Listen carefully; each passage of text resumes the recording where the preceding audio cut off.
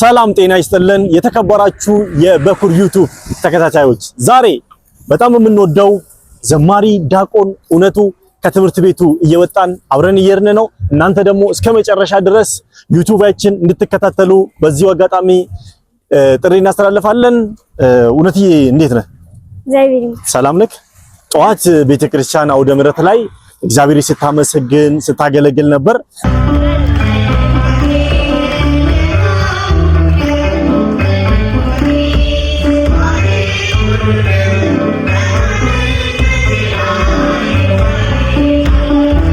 አሁን ደግሞ በዓለማዊ ትምህርት ሽልማት ስትወስድ ነበርና ያገኘን ቲክቶከራችን ላይክ ሼር አድርጉ፣ ዩቲዩብ ላይ ሰብስክራይብ አድርጉለት። እንዴት ነህ? እስቲ በዚሁ አጋጣሚ ለበኩር ቲዩብ ሰላምታ አቅርብልኝ። ሰላም ተመልካቾቻችን እንደምን ከረማችሁ? ሰብስክራይብ አድርጋችኋል አይደለ? እውነትዬ በጣም ጨዋታ አዋቂ፣ እንግዲህ በዝማሬ ብቻ አይደለም በዓለማዊ ትምህርትም ደግሞ ሁለተኛ በመውጣት ዛሬ ይሄው ሽልማቱን ወስዶ ወደ ቤት እየርን ነው። አይታችኋል። ሰው በቤተክርስቲያን ብቻ ሳይሆን በዓለማዊም ትምህርት ደግሞ በጣም የጠነከሩ ብዙ ነገሮችን መስራት እንደሚቻል ከዘማሪ ዲያቆን እውነት መማር እንችላለን። እናንተም ልጆቻችሁን በቤተክርስቲያን ማሳደግን በቤተክርስቲያን እንዲከታተሉ ማድረግ ዓለማዊ ትምህርታቸውን እንደማይነካ በዚሁ አጋጣሚ መልእክት ላስተላልፍ እፈልጋለሁ። እውነቱን አንዳንድ ጥያቄዎችን እጠይቅላችኋለሁ። እውነትዬ ጠዋት አውደ ምሕረት ላይ ቆመ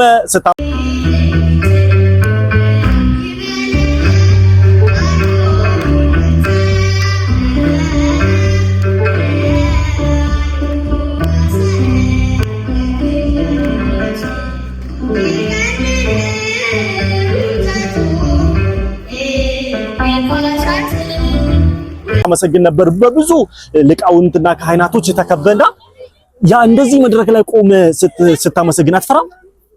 እንግዲህ አንተ ሕፃን ነህና እንዴ ነው ምን ይሰማል? አሁን እንደዚህ ቆመ አውደ ምሕረቱ ላይ ህዝቡ ፊት ለፊት እንደዚህ ሕፃናቱ ሁሉ ከቦ ሊቃውንቱ ሁሉ ነገሩ ከቦ ነው መዘምሮና እዛን ጊዜ ምንድን ነው የሚሰማል? ደስታ ነው። ደስታ ነው። ያው ጣኑ እንኳን አይደለም እግዚአብሔር ማመስገንበት አንዱ አይነት ነውና አልፈራም። ኦኬ።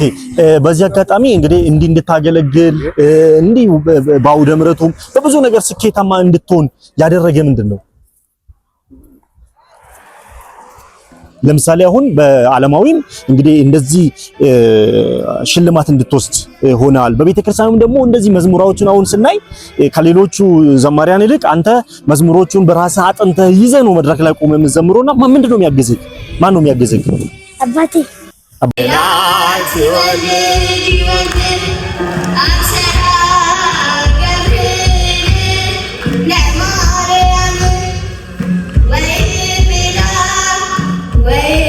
አባቴ ነው። አባቴ ብቻ ነው የሚያግዝህ? ከእግዚአብሔር በታች አባቴ ግጥሞቹን ያስጠናኝና እህቴ ደግሞ ዜማውን ታስይዘኛለች። ስለዚህ ቤት ውስጥ ዘማሪያን ስላሉ ምንም ችግር የለውም ማለት ነው። እስቲ ዓለማዊ ትምህርት ላይ ሳንዲ ጎበዝ መሆን ይቻልኩ?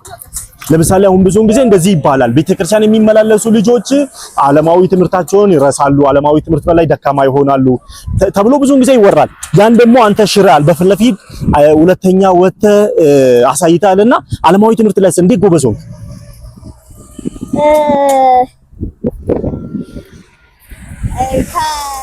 ከጓደኞቼ ጋር ኮምፒቲቲቭ መሆን። ኦኬ። አንዱ ሲበልጠኝ ይሄን መብለጥ አለብኝ ብዬ አስብና ይመጣልኝ። ስለዚህ በደንብ ታጠናለህ ማለት ነው። እንዴት ነው አሁን እንደዚህ ለሚሉ ሰዎች ምን መስጠት ትመልሳለህ? ቤተክርስቲያን አገልግሎት የሚያገለግሉ ሰዎች ዓለማዊ ትምህርት ላይ ደካማ ናቸው ለሚሉ ሰዎች ምን ትመልሳለህ? ዓለማዊ ትምህርትን ያዳክማል የቤተክርስቲያን አገልግሎት ይባላሉና ለዚህ ምን ትላለህ? አያዳክም። ሰዓትን ገድቦ ከተጠቀሙ አያዳክም። ስለዚህ የመንፈሳዊ ክላስ የራሱ የቻለ ሰዓት አለው። እኔ በእቅድ ነው የምመራው ነው የምትለው ስለዚህ እንዴ ነው ታጠናለህ ቤት ውስጥ? አሁን ያ እንግዲህ ከታች ያሉ ልጆችን በልጠ ብዙ ነገሮችን አሳይተሃልና የበለጥክበት ምክንያት እንዴት ነው የምታጠናው? አጠናኝ እንዴት ነው? ሰዓት መድብልሃለሁ። አሁን ለምሳሌ ለዓለማዊው 1 ሰዓት ወይ 2 ሰዓት ከሰጠው ለመንፈሳዊ ደግሞ የራሱን የቻለ ሰዓት ተሰጠዋለህ። እስቲ በዚህ አጋጣሚ በቤተክርስቲያን የሚያገለግሉ በትምህርትም ደግሞ የሚማሩ ሰዎችን ምን መልእክት ታስተላልፋለህ? ስራችሁ ይደሉ አጥታችሁ። ስለዚህ ቤተክርስቲያን ማገልገል ዓለማዊ ትምህርታችሁን አይጎዳባችሁም። ሌላ ጥያቄ ደግሞ ማለት ነው እውነቴ አገልጋይ በመሆን ምን አግኝታል? ግንኙነቴን አጠናክሮልኛል። ዜማ ድምፄን ማስተካከሎልኛል። ቤተክርስቲያንም እንድረዳለሁ። በጣም ጥሩ። እንግዲህ ከዘማሪ ዲያቆን እውነት ከቅርብ ጊዜ በኋላ በቅዳሴውም የምንጠብቀው ልጃችን ነው።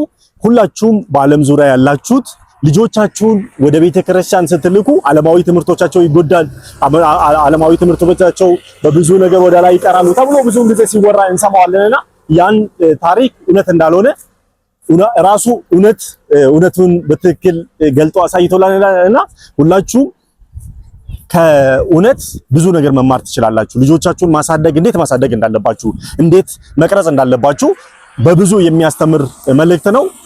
እስካሁን ድረስ ከኛ ጋር በኩር ቲዩብን ስትከታተሉ የነበራችሁት ከልብ እናመሰግናለን። ሰብስክራይብ፣ ላይክ በማድረግ ለብዙ ሰው ደግሞ ሼር በማድረግ ሁሌ እንድትከታተሉን መልእክታችንን እናስተላልፋለን። የመጨረሻ እንደ ድንገት እስቲ እውነት መልእክት አለ ከሆነ የመጨረሻ አመሰግናለሁ።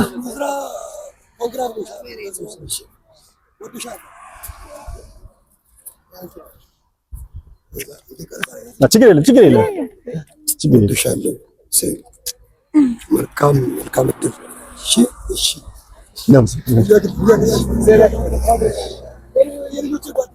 እሺ እንግዲህ የመጨረሻ የምታስተላልፈው መልእክት ያለኝ መልእክት በኩር ቲዩብን ሰብስክራይብ፣ ላይክ፣ ሼር ማድረጋችሁን እንዳትረሱ። እውነትዬ ከልብ አመሰግናለሁ። ሁላችሁም እንግዲህ የእውነትን ቃላት እንደምትፈጽሙ ተስፋ አለኝ። ሰላም ሁኑልን።